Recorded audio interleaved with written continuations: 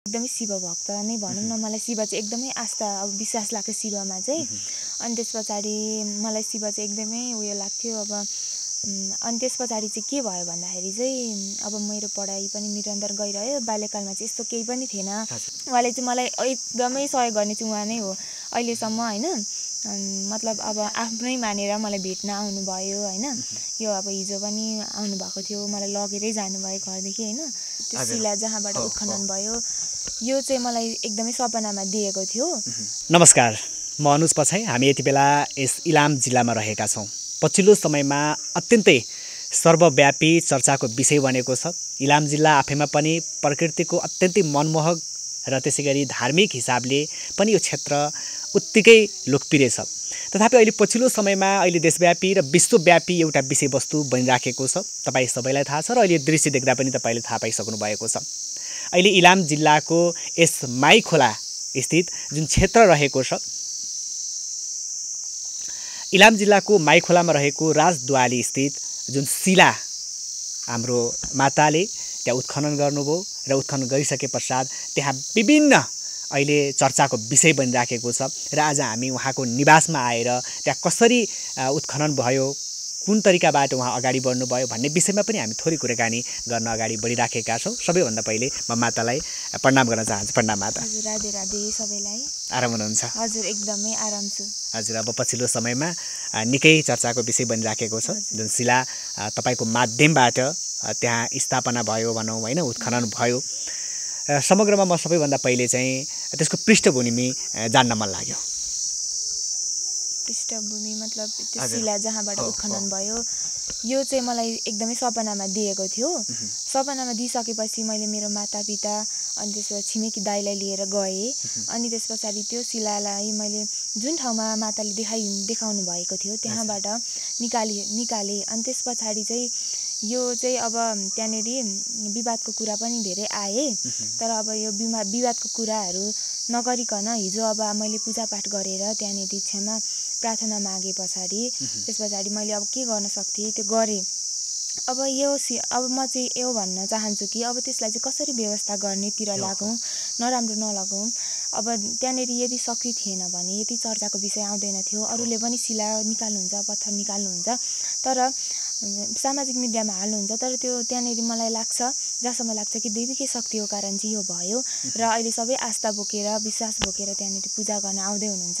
उहाँहरूको आस्था विश्वास र सबैको साथ सहयोगले गर्दाखेरि चाहिँ त्यहाँनिर एकदमै धार्मिक स्थल होस् र सबैको मनोकामनाहरू सबै पुरा हुँदै जाओस्। म चाहिँ यही आमालाई सबै यही माग्छु। र त्यहाँ चाहिँ मैले अब कति सक्छु त्यो चाहिँ मेरोबाट हुने नै छ हजुर।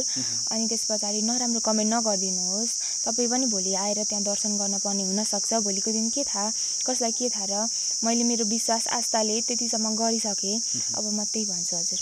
हजुर, अब जसरी तपाईँले सपनामा हजुर देख्नुभयो र माताले तपाईँलाई अनुरोध गर्नुभयो, त्यहाँ शिला छ, त्यहाँ दैवीय शक्ति छ, तपाईँ त्यहाँ गएर शिला उत्खनन गर्नुपर्छ भनेर तपाईँलाई अब आदेश गर्नुभयो, आग्रह गर्नुभयो। अनि त्यस पश्चात तपाईँ त्यहाँ जानुभयो होइन। त्योभन्दा पहिले त्यहाँ कस्तो थियो अवस्था चाहिँ? त्यहाँनिर चाहिँ पुरै बालुवा मात्रै थियो, केही पनि थिएन। त्यहाँनिर एउटा माथिबाट बगेको खोला कुवा जस्तो छ होइन, त्यहाँबाट बगेको छ, त्यो थियो। केही पनि थिएन, सम्म थियो, बालुवा मात्रै थियो। शिलाले सम्पै पुरिसकेको अवस्था थियो? शिला केही पनि थिएन। माफ गर्नु, त्यो माटोले चाहिँ पुरै पुरिसक्यो? हजुर, शिला देखिनै थिएन? थिएन। 1 घन्टासम्म खनेपछि मात्र त्यहाँनिर 1 घन्टासम्म खन्दाखेरि बालुवा मात्रै थियो। र पनि मैले विश्वास थियो। अनि त्यस पछाडि 1 घन्टा पछाडि चाहिँ शिला उत्पन्न भएको हो। हजुर, 1 घन्टासम्म त्यसलाई उत्खनन गर्दा गर्दै 5वटै शिला त्यति बेलै निस्क्यो कि क्रमशः निस्क्यो? के थियो? क्रमशः निस्केको सुरुमा त्यो ठुलो जुन छ नि उहाँ निस्क्यो। अनि त्यस पछाडि चाहिँ क्रमशः निस्केको, अरू चाहिँ 4टा। हजुर। अब अहिले त्यस पश्चात यहाँ विभिन्न अहिले क्रममा अगाडि बढिराखेको छ। जसरी शिलालाई पुज्ने क्रममा धेरै आस्था देशव्यापी रूपमा आस्था बढिराखेको छ।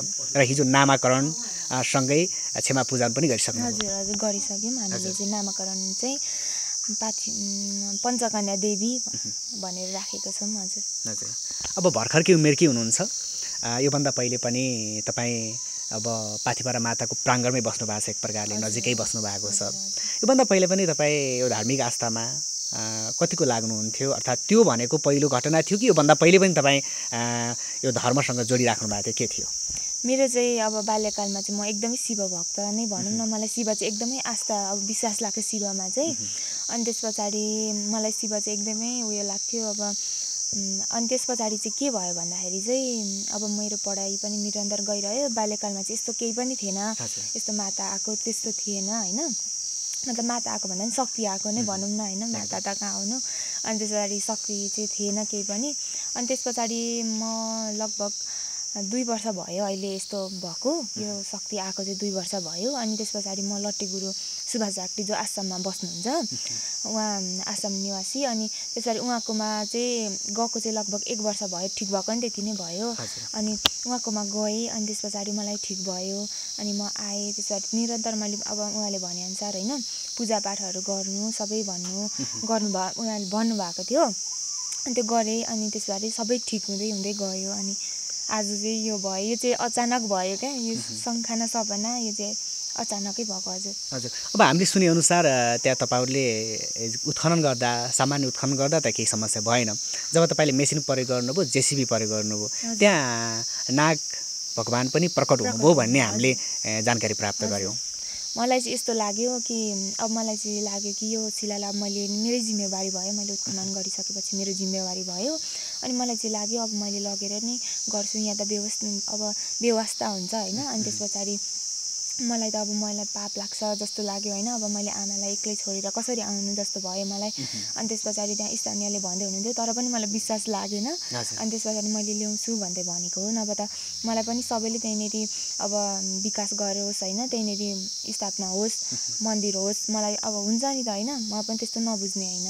अनि त्यस पछाडि मलाई चाहिँ त्यस्तो लागेको थियो सुरुमा चाहिँ अहिले चाहिँ सबैले सहयोग गर्दै लाग्नुभएको छरछिमेकीहरू सबै टोलबासीहरू सबैले गर्नुभयो हिजो अब होइन पञ्चे बाजासँग नै लग्नुभयो अब सबै आफ्नो काम हजुर यो त गाउँ हो नि त होइन यहाँ त हामी काम गरेर खाने किसान न हो अनि त्यस पछाडि सबै उहाँहरूको यस्तो व्यस्तताको कारण व्यस्तता हुँदा पनि मलाई यत्रो धेरै सहयोग गर्नुभएको छ होइन उहाँहरूलाई चाहिँ म धेरै धेरै धन्यवाद दिन्छु होइन सबैजनालाई जति पनि सहयोग गर्नुभयो त्यहाँ भक्तजनलाई पनि म एकदमै हृदयदेखि नै आदर छ होइन मेरो हजुरहरूले गर्दाखेरि पनि त एउटा विश्वास त भयो नि त होइन अब नराम्रो गर्नेलाई पनि त हो रहेछ भन्ने भइरहेछ नि त अहिले अनि त्यस पछाडि एउटा विश्वासै छ र त्यहाँनिर अहिले त्यस्तो भिडभाड हुँदै गएको छ होइन आज पनि के हुँदैछ त्यहाँ अनि त्यस पछाडि मलाई चाहिँ एकदमै खुसी छु म चाहिँ यसमा होइन हजुर अब यो चाहिँ अब छिटो चाँडै होस् म त त्यही भन्छु हजुर अब तपाईँले जब त्यहाँ उत्खनन सुरु गर्नुभयो शिला भेटिनुभयो र अहिले नामाकरण पनि सम्पन्न भइसकेका छन् त्यस पश्चात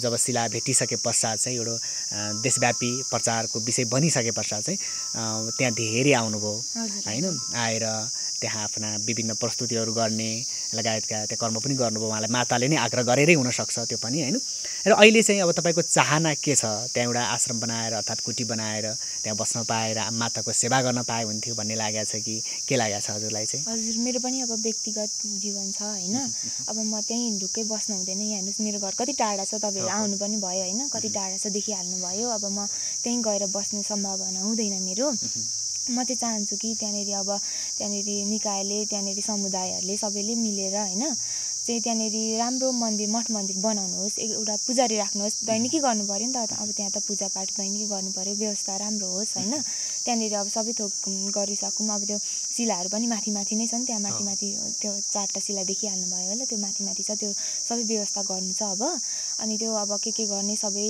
अब मेरो त माताकै आदेश हो त्यही अनुसारै गर्नुपर्ने हुन्छ मैले चाहिँ अनि त्यस पछाडि अब मैले गरिसकेपछि नभए त माताको इच्छा थिएन मैले नै नगरोस् भनेको भए त अरूलाई देखाइहाल्नुहुन्थ्यो नि होइन अनि त्यस पछाडि उहाँहरूको पनि अब शक्ति थियो अब माताले नै यहाँ जा विश्वास दिला भनेर नै आउनुभएको हुनसक्छ होइन यसलाई अब यो अब बेसाएर जत्तिकै भयो नि त म त एकचोटि त अनि त्यस पछाडि यसलाई पनि हौसला दिए तैँले जानेको भन् भनेर नै आउनुभएको हुनसक्छ उहाँहरूलाई पनि नराम्रो नभनिदिनुहोस् होइन अब विभिन्न ट्रोलहरू बनाइरहनु भएको छ त्यो चाहिँ नगरिदिनुहोस् प्लिज त्यो चाहिँ मलाई मनदेखि नै मेरो रिक्वेस्ट हो है, त्यसो चाहिँ नगरिदिनुहोस्। अब शक्ति हुन्छ मान्छेमा होइन, सबै अब अन्धविश्वासै भन्ने पनि हुँदैन होइन, शक्तिलाई मान्नुपर्छ हामीले, जे छ त्यसलाई मान्नुपर्छ, जे देखिएको छ जे यथार्थ छ त्यसलाई मान्नुपर्छ हो। अब नराम्रो छ भने हो त्यसलाई ढुङ गर्नु भन्नु तपाईँहरूको विचार छ, तर अब त्यहाँ चाहिँ म चाहिँ यति नै हो मेरो चाहिँ। अब त्यहाँ चाहिँ अब आउँदो दिनहरूमा चाहिँ राम्रो हुँदै जाओस् र सबै भक्तजनहरूले होइन मन आस्थाले आएर पूजा गरेर गर्नुहोस् र माताले आफ्नो शक्ति देखाएर उहाँहरूले इच्छा जे इच्छा माग्नुहुन्छ होइन, सबै इच्छा त पुरा गर्न सकिँदैन, जे एक इच्छा मागेर आउँदाखेरि चाहिँ माताले पुरा गरिदिनुहोस्। म चाहिँ यही प्रार्थना मातालाई हजुर चाहिँ अब भन्छु होइन। अब नियमित रूपमा त्यहाँ गएर 24 घण्टा बसेर सेवा गर्न नपाए तापनि एउटा कुनै व्यवस्थापन व्यवस्थित भएर भइदियो भने मेरो आत्माले शान्ति पाउँथ्यो, खुसी हुन्थ्यो भन्ने चाहिँ तपाईँलाई लागेको छ? हजुर एकदमै हो। अब त्यहाँनिर व्यवस्था होस् अनि त्यस पछाडि चाहिँ अब म पनि अब मेरो टाइम हुँदाखेरि होइन के अब पूजा आदिमा मलाई बोलाउनु भयो भने म जान्छु, तर अब म दिनै पछि गएर त्यहाँ बस्ने त्यो हुँदैन, मेरो पनि अब व्यक्तिगत लाइफ छ नि त, त्यही हो। हजुर हजुर। अब त्यस पश्चात अहिले माताको आगमन हुने तपाईँलाई सपनामा अर्थात् प्रत्यक्ष रूपमा त्यो कर्म भइराखेको छ कि के छ अहिले चाहिँ? त्यो चाहिँ अब हुन्छ होइन, त्यो भन्न मिल्दैन हामीले। अब उहाँले दिव्य दर्शनहरू त दिइहाल्नुहुन्छ मलाई। अब त्यहाँ के गर्ने भन्ने विषयमा चाहिँ म पछि बोल्छु। हजुर अब त्यहाँ के गर्नुपर्छ भनेर उहाँको आदेश आयो भने आदेशलाई पालना गर्दै अगाडि बढ्नुहुन्छ। हजुर हिजोको पूजा पनि उहाँकै आदेश हो हजुर होइन। अब त्यहाँबाट सायद अब छिटो नै हुन्छ जस्तो चाहिँ मलाई अब मनदेखि चाहिँ लागिरहेछ। आमासँग त मैले सोधेको छैन, जति बेला पाएँ त्यति बेला त्यस्तो हुँदैन नि त होइन, शक्तिलाई जति बेला पाएँ त्यति बेला हामीले चलाउन मिल्दैन, त्यसको पनि अब निश्चित समय हुन्छ नि त होइन, जति बेला पाएँ त्यति चलाएर उफ्रेर कराएर गर्ने त्यस्तो हुँदैन, त्यही हो। हजुर अब त्यो पछि हामीले पनि देखिराख्यौँ होइन, यहाँ धेरै आउने तपाईँको दर्शन गर्ने भेट्ने कर्म गरिराख्नु भएको छ, धेरै व्यक्तिहरू आउनु भएको छ विभिन्न ठाउँबाट, भारतबाट पनि आउनुभयो अरे भन्ने हामीले सुन्यौँ। अनि के छ अहिले पछिल्लो समयको? हजुर त्यो माता चाहिँ भारतको होइन, धुलाबारीको हुनुहुन्छ उहाँ चाहिँ, धुलाबारी भन्नुभयो होला, धुलाबारीको हुनुहुन्छ उहाँ चाहिँ, कुसुम माता हो उहाँ चाहिँ। उहाँले चाहिँ मलाई एकदमै सहयोग गर्ने चाहिँ उहाँ नै हो अहिलेसम्म होइन, मतलब अब आफ्नै मानेर मलाई भेट्न आउनुभयो होइन। यो अब हिजो पनि आउनुभएको थियो, मलाई लगेरै जानुभयो घरदेखि होइन। हजुर खुसी छु म, उहाँसँग पनि खुसी छु, एकदमै आदर छ मेरो मातालाई। हजुर अनि अब जसरी तपाईँको अहिले देशव्यापी विश्वव्यापी चर्चा परिचर्चा भइसकेको छ, माताको रूपमा तपाईँलाई सबैले मान्न थालिसक्नु भएको छ होइन, तपाईँप्रति छुट्टै खालको श्रद्धाभाव भक्तजनहरूले बोल्छु होइन। म चाहिँ अब आमाको दासी हो होइन, हामी चाहिँ अब कस्तो हुन्छ भन्दा हामीलाई सक्षम देवी आउने त्यस्तो हुँदैन, देवी हाम्रो भन्दा हामी खरानी हो होइन, अलिकति पनि शक्ति थाम्न सकिँदैन होइन, पुरै आयो भने त के हो थोरै पनि शक्ति थाम्न सकिँदैन होइन। हामीमा चाहिँ थोरै शक्ति अब कृपा नै भनौँ, कृपा जस्तो लाग्छ मलाई चाहिँ, कृपा दिनुभएको हुन्छ, हामी चाहिँ पुजारी मात्र हो। म चाहिँ ठुलो पनि होइन, हेर्नुहोस् म चाहिँ किसानको छोरी हो। हजुर मलाई चाहिँ त्यस्तो केही पाउँछु भन्ने पनि छैन, मलाई चाहिँ बस त्यहाँनिर चाहिँ राम्रो होस्, व्यवस्था होस् र उहाँको पूजा होस् होइन, उहाँको पूजा होस्, दिनदिनै अब हुन्छ नि त होइन, त्यो चाहिँ अब राम्रो होस्, त्यही हो मेरो चाहिँ। हजुर म चाहिँ ठुलो हो, मलाई चाहिँ आदरै सम्मान नै चाहिन्छ भन्ने पनि छैन, जस मलाई चाहिँ त्यही त्यो शिलाको चाहिँ पूजा होस्, त्यहाँ मन्दिर बनोस्, मलाई त्यति नै हो। हजुर अब तपाईँको अभियानमा भनौँ होइन, तपाईँलाई भगवान्ले दिएको आदेशअनुसार तपाईँले नै सुरु गर्नुभएको, त्यसमा चाहिँ व्यवस्थापन होस् भन्ने चाहिँ तपाईँको मुख्य कामना छ यहाँबाट। त्यही हो मेरो त, त्यहाँनिर व्यवस्थापन होस् होइन, सबैको आशीर्वादले नै यो सबै काम भयो होला जस्तो लाग्छ अहिलेसम्म हेर्दाखेरि। हिजो कति धेरै आउनुभएको थियो भक्तजनहरू पनि होइन, अनि सबै राम्रो होस् अनि सबैले पूजापाठ गर्न पाउनुहोस् त्यहाँनिर होइन, त्यही हो मेरो त। हजुर हजुर अब तपाईँ अहिले यसरी आफ्नो कार्य अगाडि बढाइरहँदा होइन, धेरै हामी देखेका छौँ पछिल्लो समयमा भगवान्को गुणगान गाउने, कथावाचक वाचिका बन्ने होइन, भगवान्ले जसलाई साथ दिनुहुन्छ त्यो कर्म पनि अगाडि बढिराखेको छ। अनि तपाईँको भविष्यको योजना चाहिँ के छ? मेरो भविष्य मैले त अब दियोबाती लिइसक्छु अनि त्यस पछाडि म चाहिँ आफ्नै पढाइ निरन्तर गर्छु भन्ने थियो। मेरो चाहिँ यस्तो चर्चामा आउँछ भन्ने चाहिँ मलाई थिएन र म यसमा चाहिँ खुसी पनि छैन म खुसी। अनि अहिले कतिमा अध्ययन गर्दै हुनुहुन्छ? मैले ब्याचलर 3rd इयरको एक्जाम चाहिँ दिन पाएन बिरामी भएर, अब अर्को वर्षदेखि चाहिँ फेरि निरन्तर गर्ने भन्ने छ, तर अब के हुन्छ हेर्दै जाउँ न होइन, यो पनि आकस्मिक भइगयो होइन घटना, के हुँदो रहेछ हेर्दै जाउँ। अब मैले चाहिँ खै सोचेको चाहिँ भएको छैन। भगवानको सेवा गर्न पाउँदा चाहिँ खुसी हुनुहुन्छ, तर यो धेरै चर्चा परिचर्चा चाहिँ मलाई ठिक लागेन। हजुर हजुर ठिक लागेन, किनभने धेरै चाहिँ नराम्रो कमेन्ट आयो, त्यसमा चाहिँ मलाई ठिक लागेन। हजुर भगवानको सेवा गर्ने हो, भगवानको सेवा गर्दा जो अलिकता नास्तिक हुनुहुन्छ त्यो प्रकारको व्यक्तिहरूले गर्नु स्वाभाविकै पनि हो, तर उहाँहरूले पनि होइन अब भविष्यमा चाहिँ अब आमाले पनि क्षमा गरिदिनुहोस् होइन, गल्ती भुललाई सबै क्षमा गरिदिनुहोस्, माफी माग्नुहोस् उहाँहरूले पनि होइन। आमा ठुलो मनको हुनुहुन्छ, माफी दिनुहुन्छ होइन।